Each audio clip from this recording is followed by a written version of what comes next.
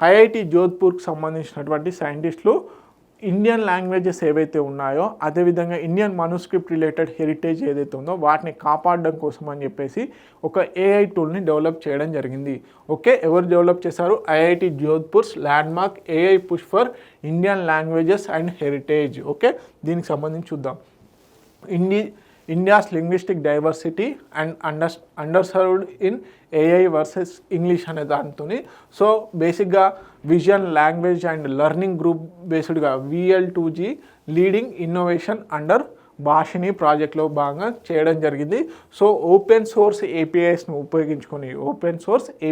ఉపయోగించుకొని 13 ఇండియన్ లాంగ్వేజెస్లోకి బేసిక్గా ఏదైతే సీన్ టెక్స్ట్ ఉంటుందో ఆ సీన్ టెక్స్ట్ని 13 ఇండియన్ లాంగ్వేజెస్కి మార్చడం జరుగుతుందన్నమాట. సో ఆ 13 ఇండియన్ లాంగ్వేజెస్ ఏంటి? హిందీ, మరాఠీ, గుజరాతీ, పంజాబీ, బెంగాలీ, అస్సామీస్, ఒడియా, మణిపూరి, మలయాళం, కన్నడ, తమిళ్, తెలుగు, ఉర్దూలోకి మార్చడం జరుగుతుందన్నమాట. సో అప్లికేషన్స్ ఏంటి? Navigation, real time translation, accessibility ఓరియంటెడ్లో ఈ ఏపీఐ టెక్నాలజీ ఏదైతే vision language and learning group బేస్డ్గా ఈ ఏఐ టూల్ని డెవలప్ చేయడం జరిగింది. సో ఇంకా టెస్టింగ్లోనే ఉంది.